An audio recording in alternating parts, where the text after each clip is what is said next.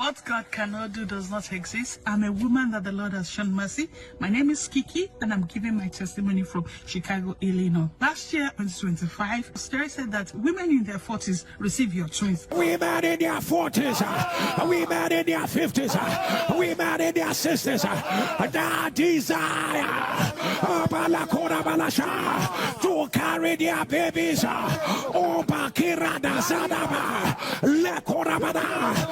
The sound of your amen. I announce, take your twins. And whenever he says this, my happiness is always the loudest. And then, of course, when I received the good news that I was pregnant, and then, of course, I was pregnant with twins, my joy knew no bound.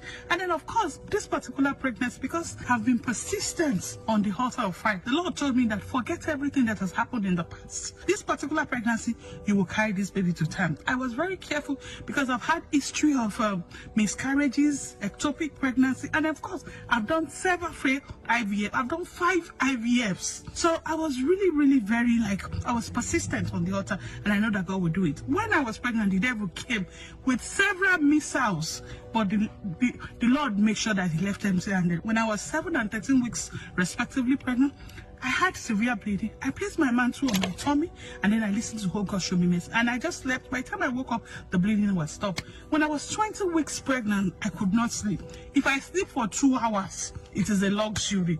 But God showed me mercy. When I was 23 weeks pregnant, I have severe hemorrhage. I was practically stooling lumps of blood. I even thought it was dead. But I remember the promise that God told me that these babies, I will carry them to term. God showed me mercy. When I was 32 weeks pregnant, I woke up and I was uneasy. And then, of course, I went to the ER, and then, of course, they admitted me. And after carrying out several tests, they said they have to deliver the baby, that I have intestinal blockage. And in the interest and for the safety of the baby, they'll have to deliver the baby. So I had a double surgery. I had a cesarean session to bring forth my bouncing baby. 2 boys, twins. And then, of course, they cleared the blockage in my intestine. And this is when the story started. They took my baby to NICU, and then, of course, they took me to ICU. And after surgery, it is expected that she will get better. But in my own case, this time, I wasn't getting better after several days. But while I was unconscious, there was something I keep hearing. Pastor Jerry will say, oh yeah, place your hand on the ground. Who hearts, hear my voice.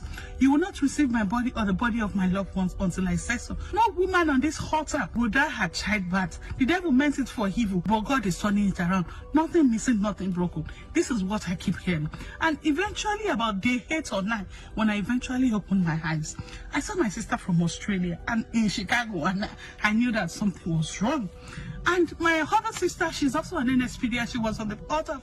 She kept telling me that I'm praying for you. Don't worry, Pastor Jerry will mention your case. And then, of course, I wasn't getting better. And my sister said she will get better. It is prayer that she needs. I had incisional breakdown with abscess and treatment-resistant sepsis. I had protracted explosive diarrhea. I've never seen that type of diarrhea before in my life. My kidney was failing. I was severely anemic. I needed blood transfusion and dialysis. And I had postpartum delirium. Only me, 1%. At the time, I had about 6 consultants who were they had to put their heads together just to design a treatment plan for me. But my sister keeps saying that it is prayer. Prayer will give us it turnaround. My sister said that on November 25th, that Pastor Jerry mentioned my case. From the time you delivered up until now, it's been from one complication to another, from one complication to another. And they're saying your kidney has failed. And they're saying your kidney has failed. If you're the one put it on the live stream, by the power that resists from the dead, I announce, let it be reversed. Every medication they were giving me, none of it was working. But the good thing was, as I was busy fighting my life, my children, they were thriving in NICU. They were meeting their milestones, they were adding weight, and they keep telling me great and marvelous things about them. They were perfect. The plan of the devil was to take my life, but God turned it around. The God of this altar turned it around. Mercy said no. Eroi said no. I have to thank the ministry of Pastor Cherry. Thank God that I was on this altar, because it was the prayers that I prayed on this altar that worked for me, and the devil left empty-handed. And for every part of my body, every organ, every cell that the devil tried to afflict, God gave me a new one after recovery. With a pray, he did show.